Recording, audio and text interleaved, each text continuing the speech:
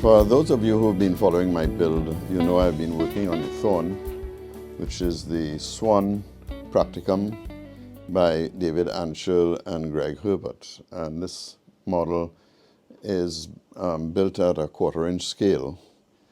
And the next model that I'm going to do is the HMS Ulysses, which is a rowboat class model. And the question, because the ship was much bigger than the Thorn, the question is, what should I stay with the same scale, 1/4" scale, or should I go to a smaller scale, which is 1/8 of an inch? And if I did the 1/8 of an inch, this is what the scale would be look like. So a bit smaller than this model. But again, one could argue a bunch of new learnings in terms of the size of how you make everything. And if I stick at the same scale, this is what the model will look like. A good 1.5 feet longer than this model. But perhaps even more important, the frames get quite a bit bigger. And this would be at the 1/8 scale, and this is at 1/4" scale. So the question is really, what should I do? I did purchase Hahns.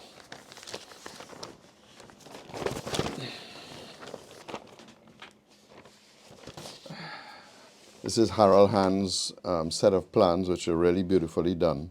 Again, all at 1/8 scale. Everything you possibly could want to know, including all the scales.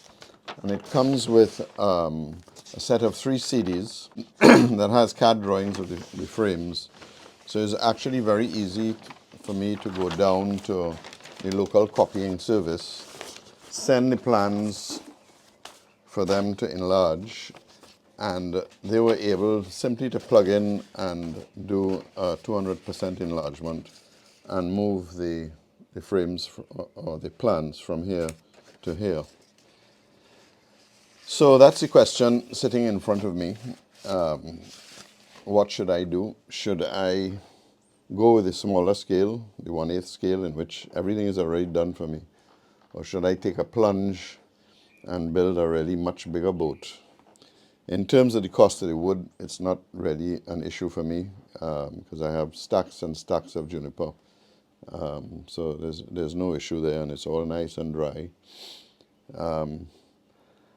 And the real issue is, what will Susan, my wife Susan, what will she think of a model this size?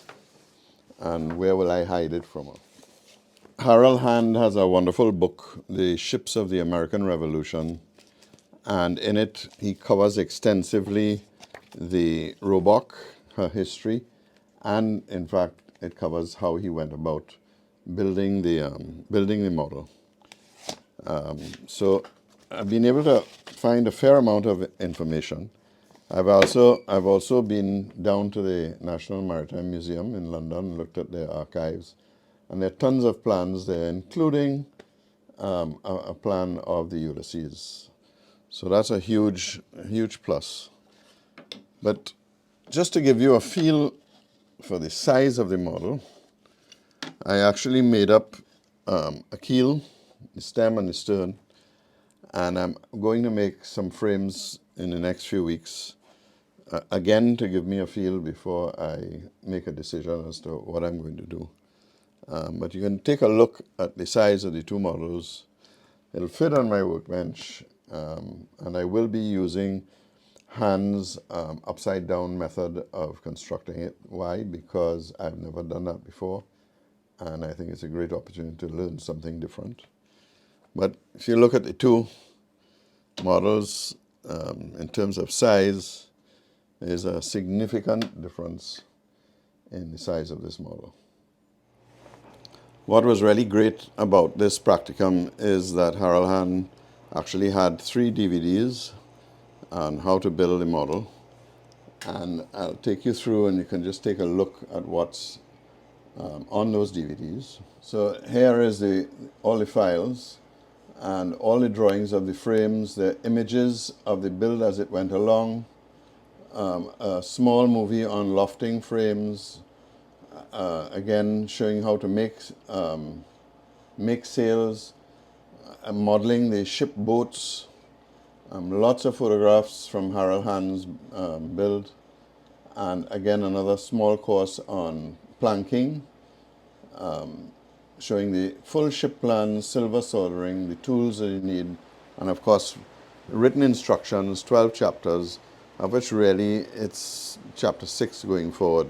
The first set are really of no interest to me.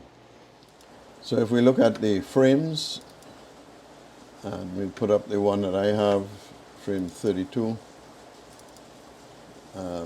You can see he's done a fantastic job, and I can export this electronically straight to the copy center, and they'll increase the size to whatever I want, which is really fantastic.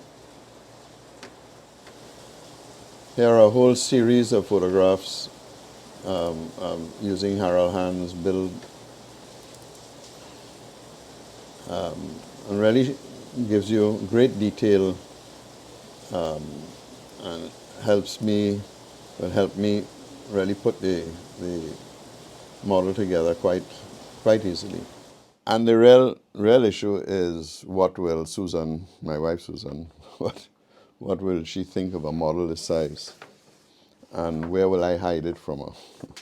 So that's a dilemma. I'd be very interested in hearing comments about building models this size, and seeking the wisdom of you great modelers out there, particularly as it relates to where and how you display your models in your home. So we'll see you sometime as I continue with the thorn, and just my parting phrase, as I always tell you, don't forget, keep modeling.